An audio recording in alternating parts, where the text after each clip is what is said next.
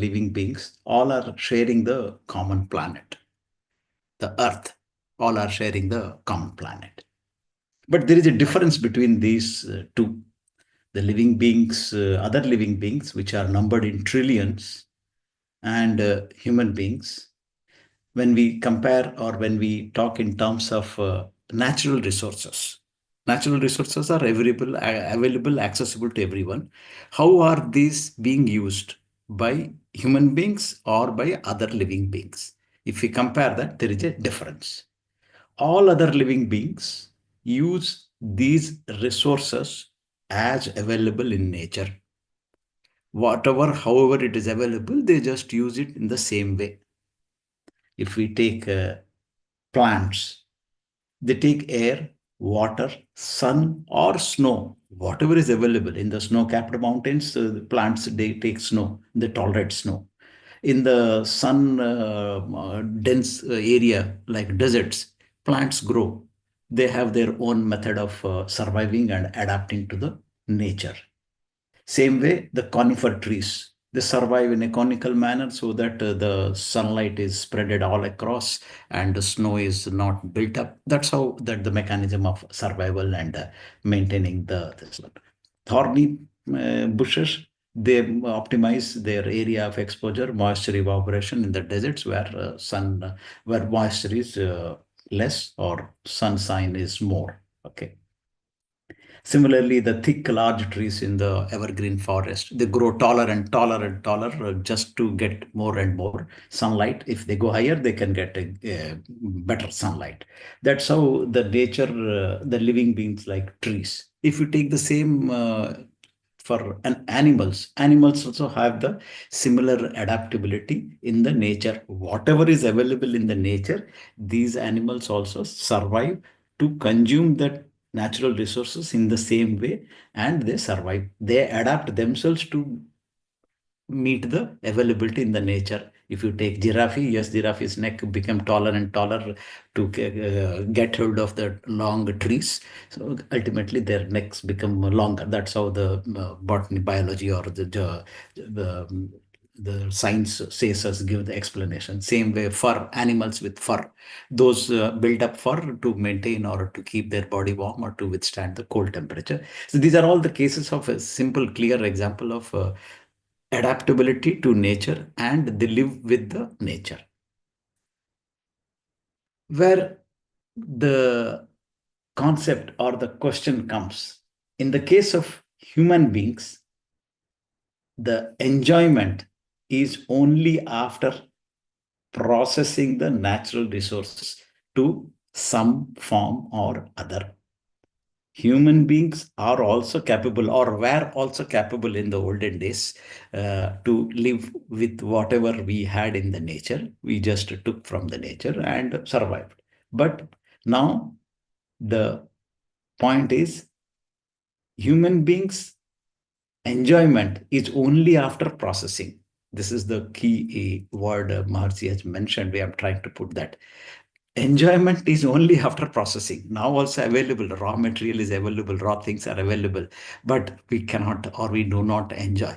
We enjoy only after processing, and once the processed product is there, only then we enjoy. This is what is the key point here, or the change here, difference here compared to the other living creatures on this earth. This change or this transformation or this processing has been there since the old stone age. People, or the old stone age man, also has been changing or inventing to make things more comfortable for him, whether it is a stone cut into a made into a tool gradually, or a stone cut into or carved into a statue, or they made wheels. So all these things are process of a development or a change or a transformation that has been ongoing. Even then, even now, we keep on changing the things what we have. We get rice. But rice is again polished. We take out the husk, and that rice is again cooked into various varieties. I will not take the names now. It will have hundreds of varieties we keep, whether we keep it in a normal plain rice or we add different commodities, different condiments, different flavors to make in a different type of dishes. That's all to make comfort or human comfort. So that is how the transformation or processing is taking place. Even at the other aspects, AI age, this is, we call it AI age. In this AI age, man continues to look for change. The change is such that even human being is exploring options to replace the thinking faculty of human. The brain or thinking power of human is aimed to be replaced by the same human brain. That is how the artificial intelligence is coming, and machines are being taught to replace the human brain. We don't need a human brain. That is the how the change is going on. So with this use of his skill, the knowledge, this transformation is taking place. Definitely, of course, for sure. Over a period of several centuries, several generations, people have been thriving, challenging their brains every time to come out with something new. And that's the skill they possess, that's the knowledge they have. With the challenge, they come with new things, and new things on the name of comfort. These acts of human, we are doing the transformations. Okay.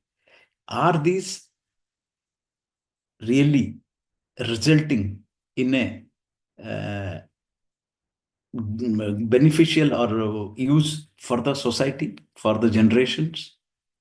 This is what is the question. For example, if we say plastic was developed a century ago, 1.5 centuries ago.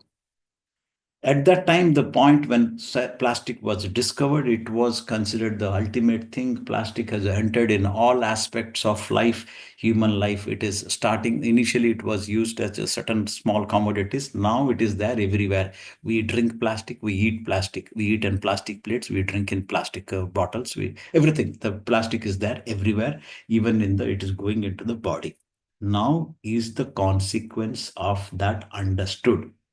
That is what is the point. The awareness to foresee the consequence of actions and perform only those which yield only good results are the virtuous acts. There are different acts we do.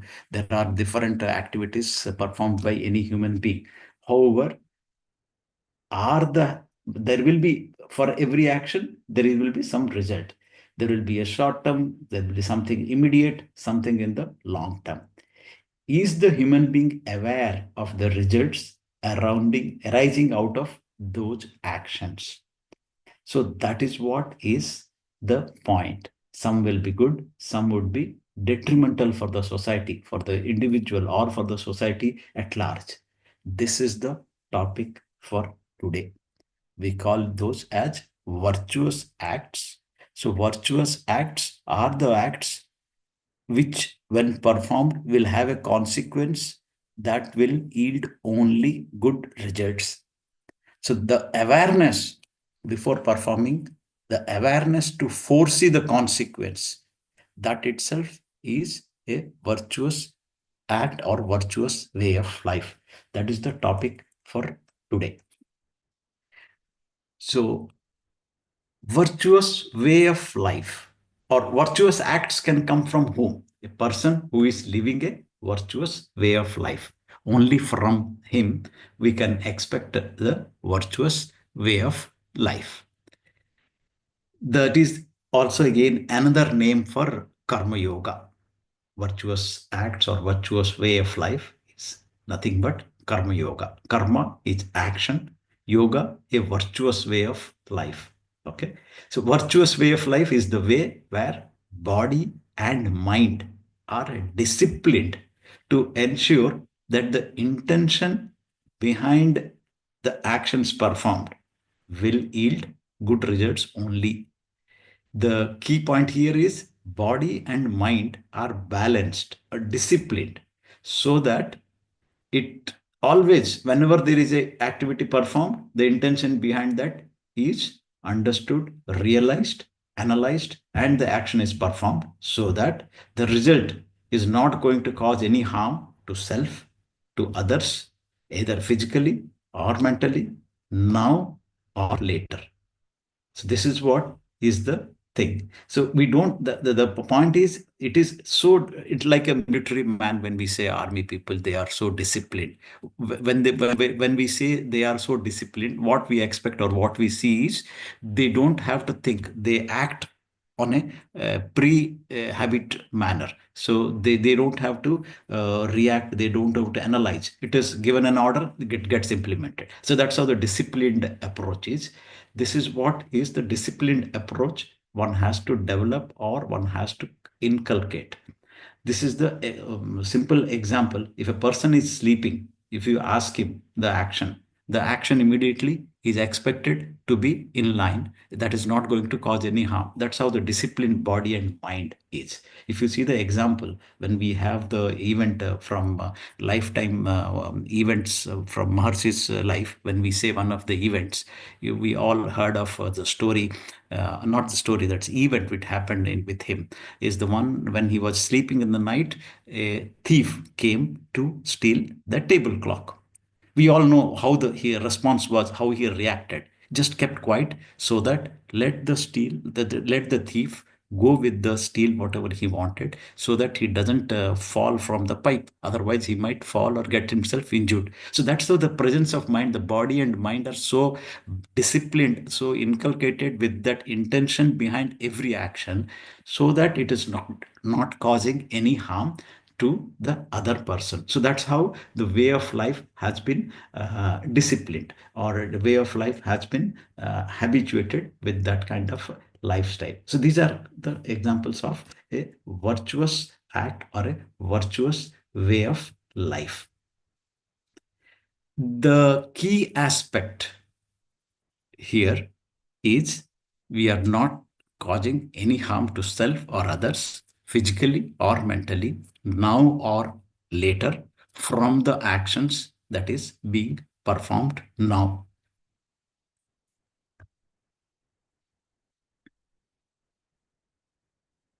Virtuous way of life. This is what is the basic requirement for this, and how to go ahead with this virtuous way of life, or what actually this consists of. Virtuous way of life has two major aspects. One is the gratitude, the other one is constant awareness. By having these two aspects, gratitude and constant awareness, the virtuous way of life is maintained or fulfilled. The requirement to have a virtuous way of life is maintained.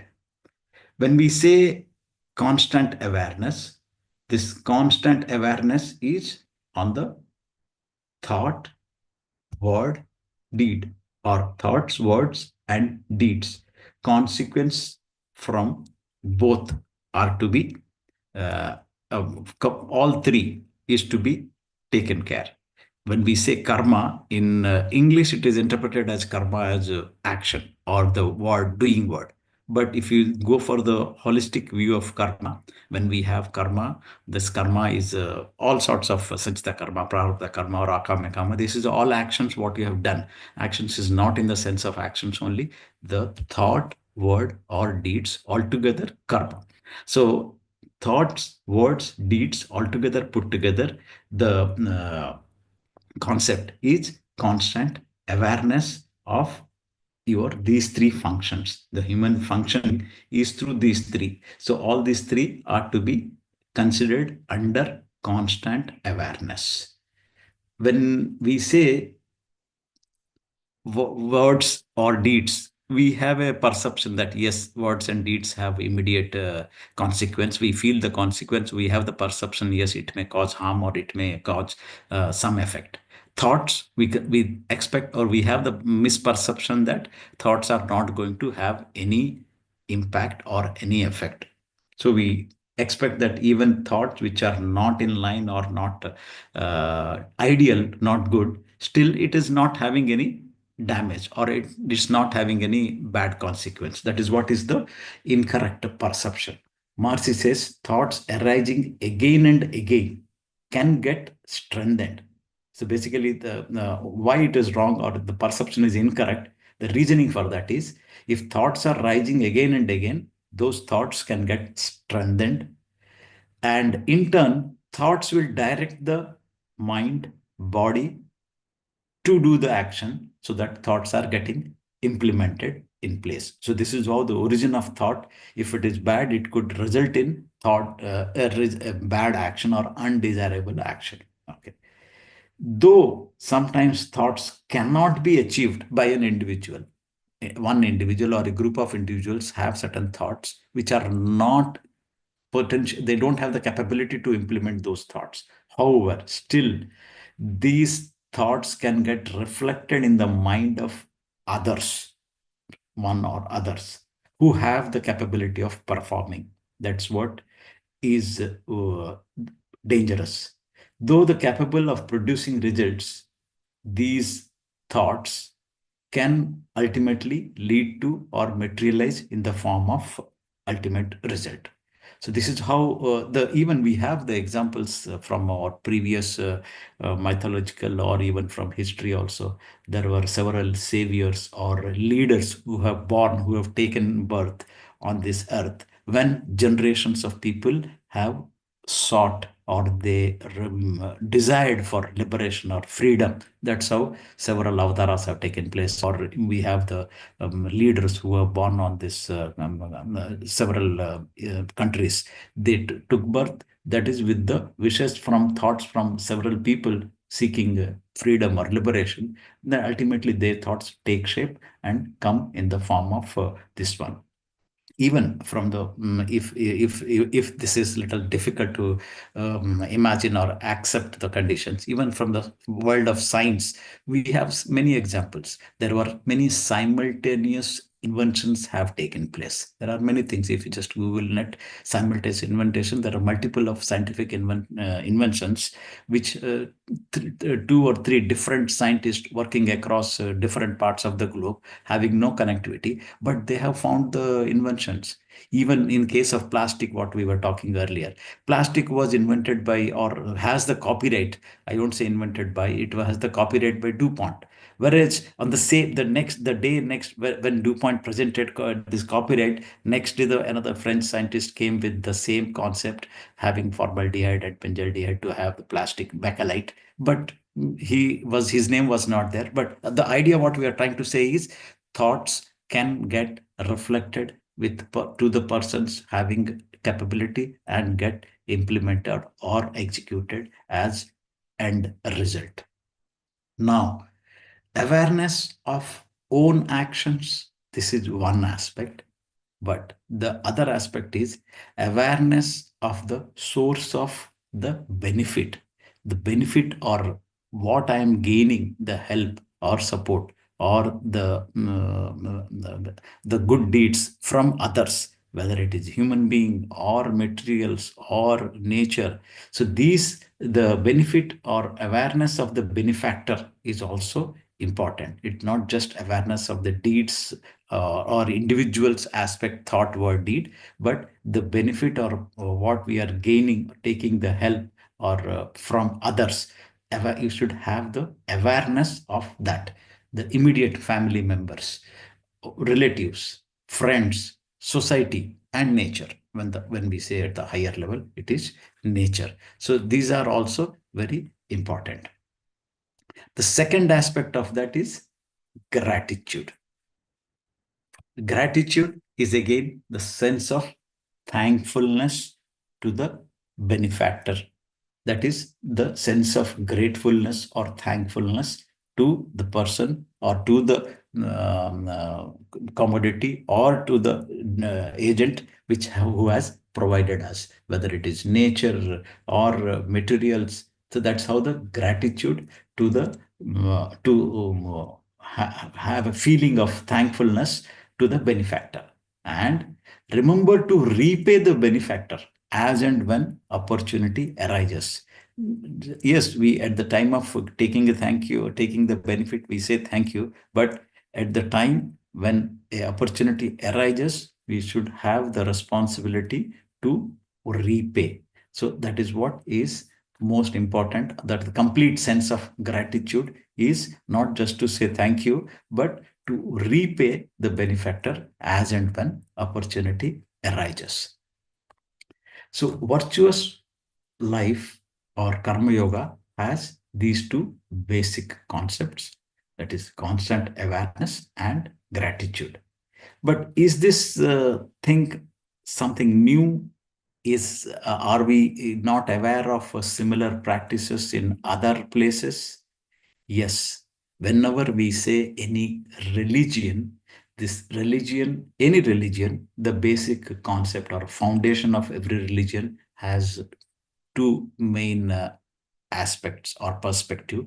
God worship is a perspective. The other perspective is virtuous way of life.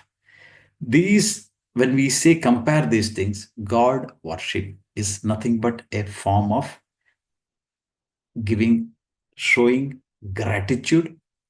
Okay? And when we say virtuous way of life is nothing but maintaining a constant awareness when we are not doing anything wrong, or anything what we are doing is not causing any harm to anyone now or later. So that's the virtuous way of life. This is again the concept of any religion when we discuss or when we look into this. The same concept is this one. So if we say virtuous acts or karma yoga can be considered as a religion. This is nothing but a kind of a religion where we have do the God worship or showing gratitude for anything and everything that helps us, and always ensuring that we are aware and whatever acts are done by us is not causing harm to others. So this is again the simple way of having a virtuous way of life can be compared as religion having the gratitude and constant awareness aspect.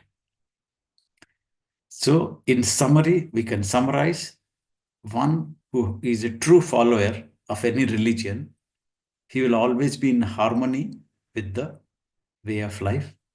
And one who follows the virtuous way of life will be in harmony with any religion. So these are basically the similar concept working for either way. If we follow virtuous way of life, it is as good as having a true practitioner of any disciplined religious approach or religion.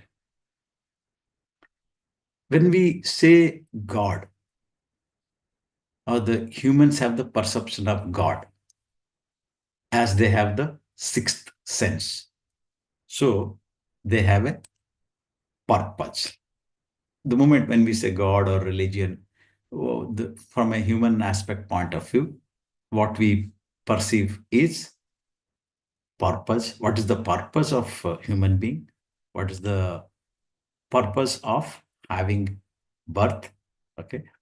So that's how the purpose of birth comes. When we say the purpose has a concept, or we when we say the purpose of life is to have a salvation, the salvation or liberation. This salvation or liberation can come only when a person is contented, complete contentment. There is no further expectation or desire. When that is there, it is called complete complete achievement or purpose of goal liberation can take place. But what stops? Where is the problem? Problem is expectation. Is there any end point to the expectation? There is something like never ending. The mind or the sensory organs are never contented. Always there is some expectation or something we want. Even there was a from a daily message, I got a message, this slide from one of my uncles. The daily message was showing the beggarliness of the mind can never be satisfied. Be contented in whatever position God has placed you. That is the key to all happiness and peace. The key point is mind keeps on asking for something, is never satisfied.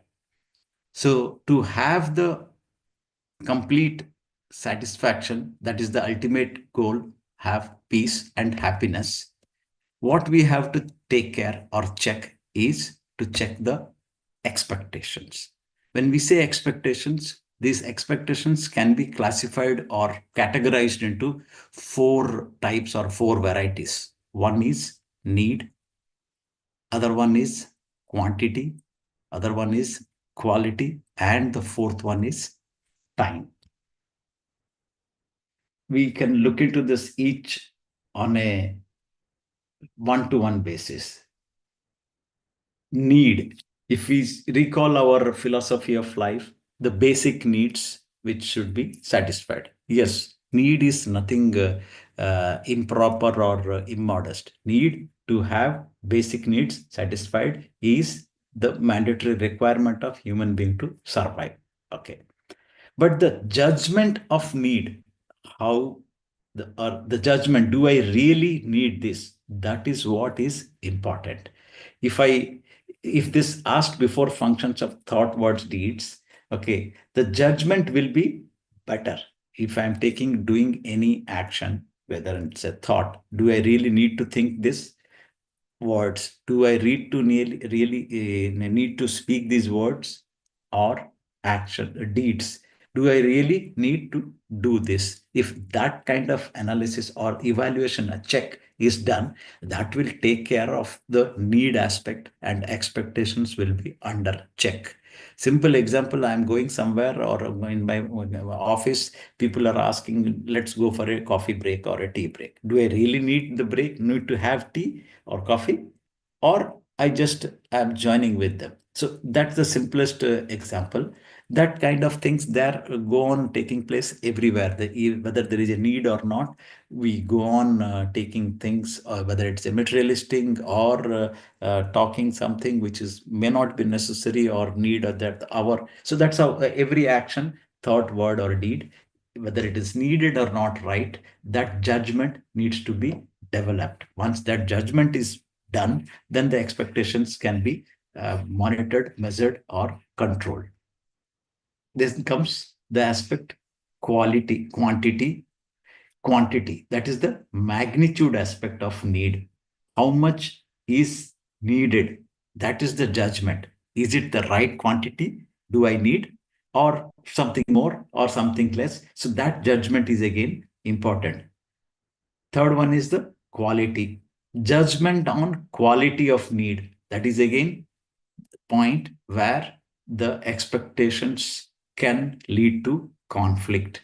I have a preference for a certain quality of commodity. The other person has a certain quality preference for a different quality of product or commodity. Then comes the conflict. So quality judgment has to be judgment on quality has to be proper. Fourth aspect is time. Time.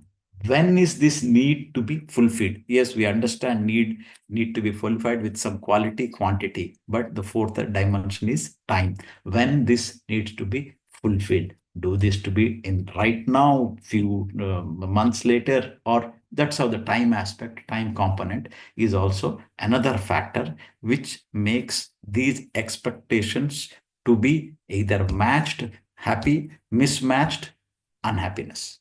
So, or discomfort or disagreement. These two are the final consequences with expectations, either from these four dimensions. If things differ, then leads to disagreement or inconvenience or discomfort, unhappiness among the person's family, or yet even at a larger scale, even the countries, societies, they have the same problem.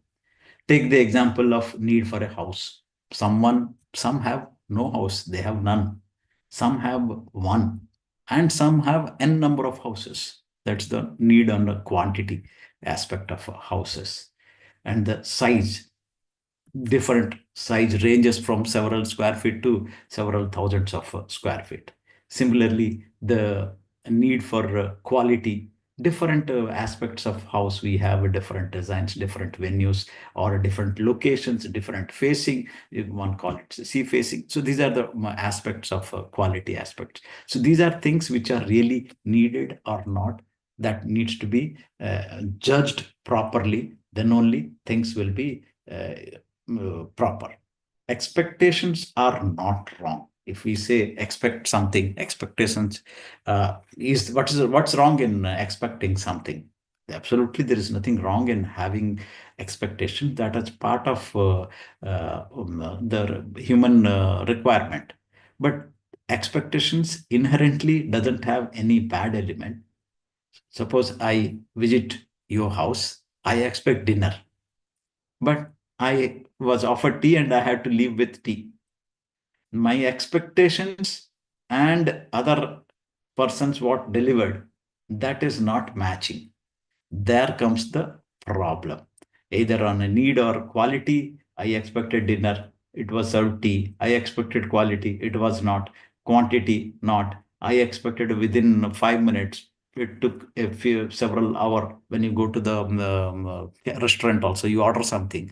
When you order food, food arrived late. Food was tasty, it was good, arrived late. So you are upset. You complain to the hotel management or waiter. So that's what the expectations are the key things. When things expectations do not match the end result, that leads to conflict. Even in a house, husband and wife, expectations mismatch leads to conflict. We don't need to give the examples of this. Every day, every moment, we come across these differences. Okay, so I don't need to tell the differences in expectations.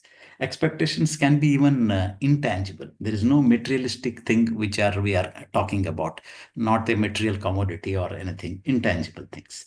Just example, thank you.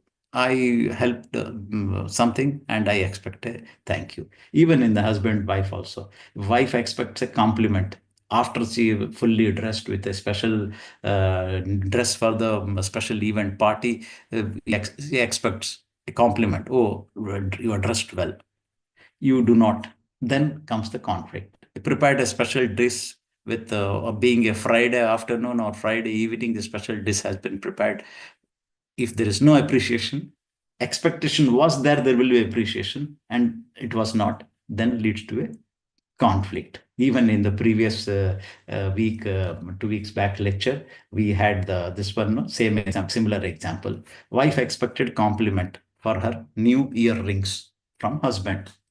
Husband noticed the change and appreciated. It was appreciation was done, but it was after 4 days delay. The time aspect was not, expectation did not meet the time aspect, then led to differences. So these are simple examples of these four aspects. When expectations mismatch, then comes the conflict, or then comes the problem.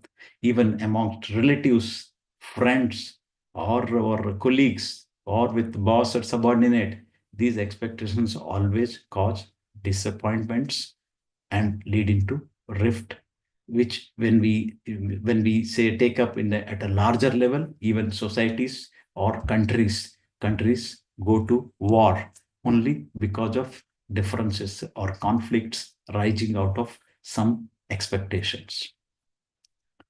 So human beings with the sixth sense should develop constant awareness about the need, quality, quantity, time, and analyze the actions. So that's the key summary. Realization that knowledge and wealth gained by individual should be utilized for the benefit of others brings peace and contentment. This contentment can come only when we feel that the wealth gained by individual is utilized for the benefit of others. Then it gives satisfaction, peace, and contentment.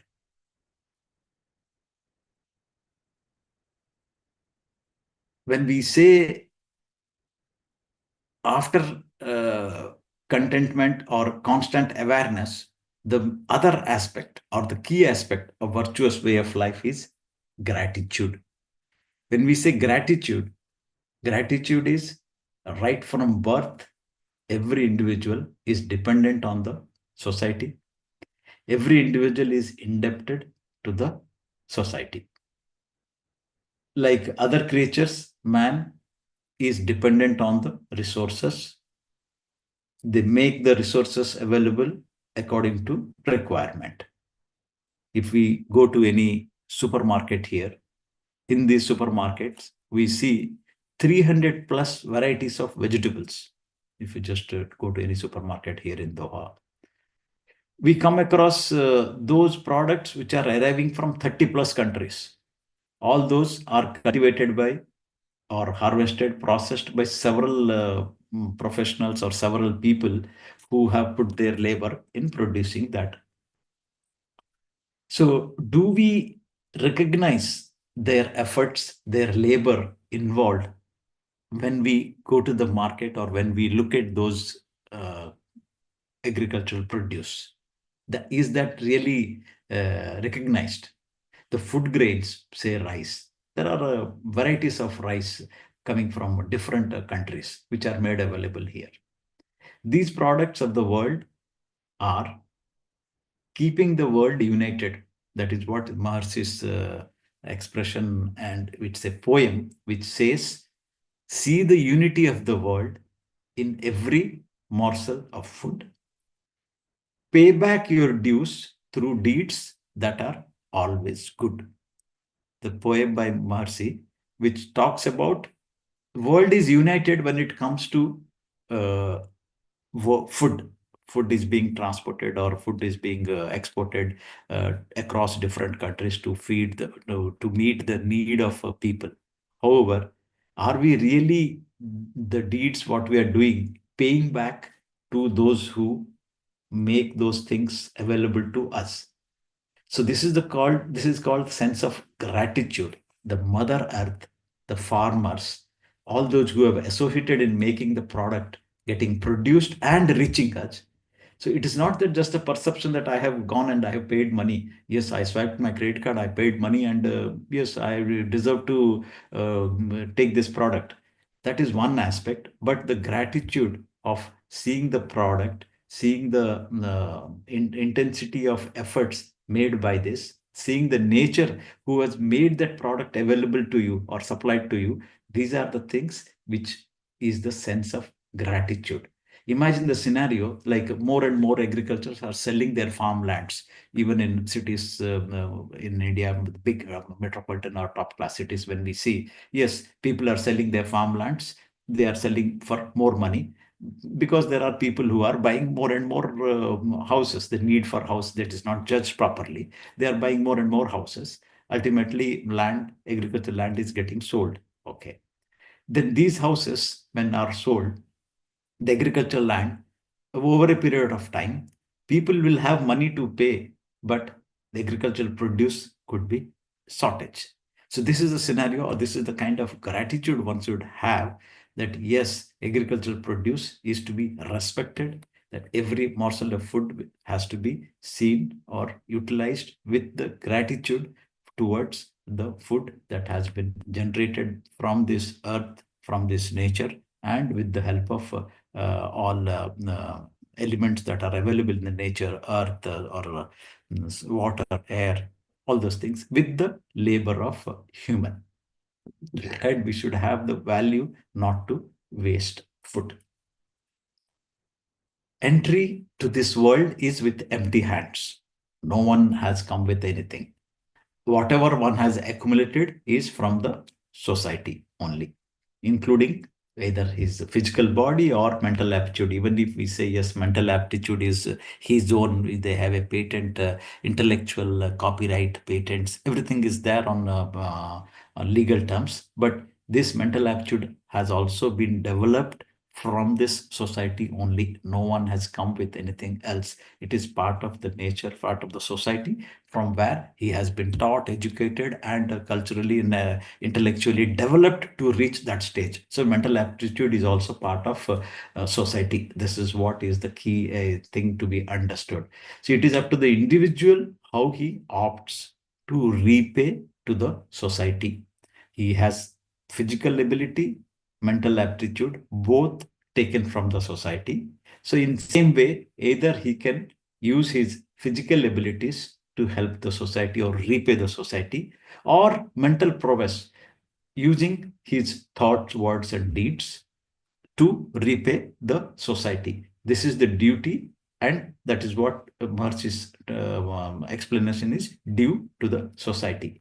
Taking care of one's physical health, intellectual development, that is the act of behaving responsibly. If one is intellectually developing or one is physically developing himself, taking care of body is not an act of selfishness, but it is an act of responsibly behaving towards society. If a person is not fit enough, he will be dependent on the society. Instead of being dependent on the society, if he is taking care of himself, both physically and intellectually, that is, he is making the society free from his dependency. So that's a kind of act of service to the society. Yes, once you grow, once you're capable, when you reach the stage to repay the society at and when able or payable.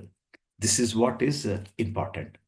And there is one example also: for the sake of doing service or to repay, one doesn't have to go to ashram or join an ashram and leave his duties for the sake of or on the name of doing sacrifice. In Marx's book chapter, there he has written a lady has approached to Mercy to join this ashram for the sake of doing service.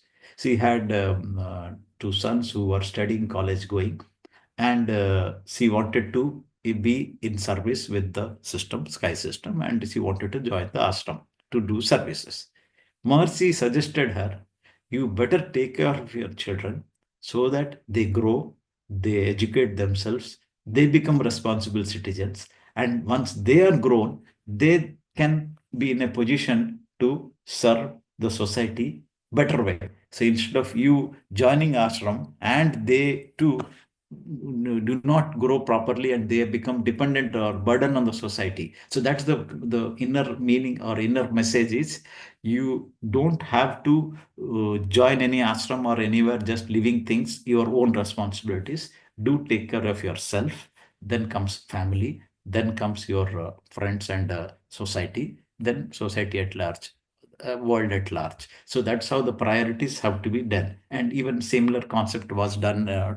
Similar concept was earlier mentioned also in our scriptures. The Gruhastha ashram. Gruhastha ashram talks about that. You take care of your responsibilities and do perform, maintain constant awareness and gratitude. Why all these things? Why we are talking all this, the maintaining constant awareness or gratitude and all the virtuous way of life or doing virtuous acts, virtuous way of life? What's the point or what's the driver for this? Now, coming to the driver, that is, the divine rule says that every act has a result in accordance to the law of nature. So, if the law of nature is not understood or not followed, the results that will be taking place will be in contrast to our goal of life. Man has progressed to process the change in natural resources, right? From one form to other. We have this, we have science, we have technology and everything we have processed to change anything and as we like, as and when we like, we keep changing. But what is the consequence of that? Do we have that ability for that cause and effect? For every action there is a result or effect. For example, as we were telling, expectations or need, there is need for milk. Expectation, yes, we should have milk here. Okay, we need to modify we need more quantity. Also the quantity is increasing, we need to modify the breed of the science has genetically modified the cows for more quantity of milk, more quality of milk. Time aspect, yes, they need the milk to be available anytime, every time. Not that only morning 5 o'clock we'll get milk. Anytime, every time milk will be available. The shelf life of milk has been increased with some chemicals or with some modifications. They call it GM or PT, So with that, things have been modified. Yes. What is the consequence of that? The expectations have been satisfied, need, quality, quantity, time has been met for the human needs. What is the consequence or what is the end result? Is that understood? No. If we say a little at a higher level, the ability to change form has been mastered by a science or by human brain at some aspects, but has that ability reached to change earth to grass and grass to milk? No, we haven't been able to change the form from earth. We are getting milk from cow eating grass, and grass is from the earth. So indirectly, if we say earth changing earth to grass or grass to milk, that form change has not been still with the human ability. Same way, when we say food that is taken or digested, this food taken is changed to or transformed to seven constituents. The key constituent from science is blood. Okay, whether all these constituents are being or can those be formulated, changed? No, definitely no. We haven't got the technology to change or reach that level of transforming things. These are still a divine law, and divine law needs to be respected. So maintain gratitude to the divine law. As per the divine law, whatever the action that will have a result. So we should understand, we should in depth have the ability to perceive the consequence and result, accordingly do our karma. Whatever karma has been done, that is resulting in some that is resulting in accumulation of karma, or sanchita karma, past karma, what has come from. And actions, what you are performing now, that is also there. So these karma need to be taken care or dealt with. How to deal with karma? Whatever has been done is done, and what we are doing, that is also resulting in some accumulation of karma or action. How to deal with this karma? For this, Maharshi has suggested methods to eradicate the sin imprints. We have the sin imprints. These sin imprints need to be eradicated. How to eradicate? First method is expiation.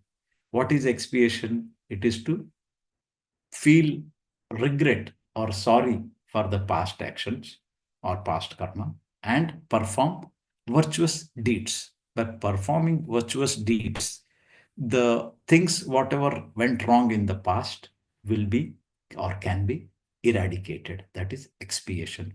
The other form is dissipation. What is dissipation? You need to dissipate the things or sin imprints which is already there. How to dissipate? By superimposing the noble thoughts. Whatever bad thoughts were there need to be superimposed with noble thoughts. So the bad thoughts get dissipated, or superimposed by noble thoughts. Noble thoughts come on the surface and get executed. So this is another aspect of eradicating sin imprints. The third aspect is neutralization. It is there inside, but need to neutralize. How to neutralize? This is by constant divine realization. By having constant divine realization, the neutralization of sin imprints can be taken place. So these are the three methods or three steps which followed, which will take care of the sin imprints and virtuous way of life that can be leading to full understanding and awareness of the cause and effect system can be understood, that can be developed, that will ensure that things are in relation to life, all the desires what we have are maintained. If we quickly, okay, 10:25, yeah, if we quickly summarize, when we say liberation or salvation, that is the key aim or purpose of life. For getting this liberation or salvation, contentment, what we saw, okay, this contentment can come from happy or peaceful. Once life is happy, peaceful, life will be contented with life. How to become happy and peaceful, contented life? By making a, by leading a virtuous way of life, by or following or doing virtuous acts. How to keep that? That is again by maintaining gratitude to all the benefactors and maintaining a sense of constant awareness on all the actions, thoughts, deeds. By doing this, this is going to help us in getting the final objective of human being. But is it really possible, or is it really humanly feasible with these kind of approach?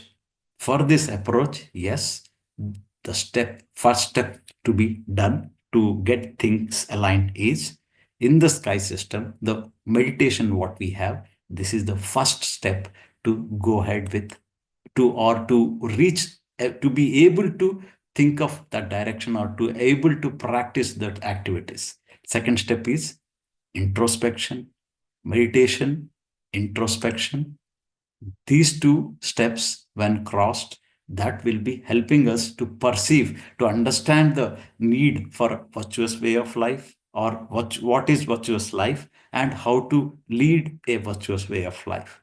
Once these three are done, there comes the perception or the two aspect, constant awareness and gratitude. These two will be maintaining, and once these two are there, they take care of the cycle. It will not cause any harm to anybody. That will make the keeping the constant awareness, no harm to anybody, and maintaining gratitude. So those three rotate in a same cycle. So these are those key steps which will help in the topic for today, leading a virtuous way of life.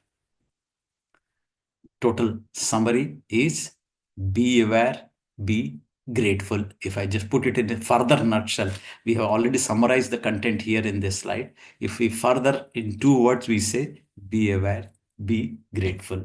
Yes, today's topic is on gratitude. I will just conclude. Before concluding, I will say a word of gratitude to all my Sky family members for all the sincere blessings those were given by you for a speedy recovery of my father-in-law. Now he is getting better and good. So I once again convey my gratitude to all my Sky family members who blessed and wished him speedy recovery.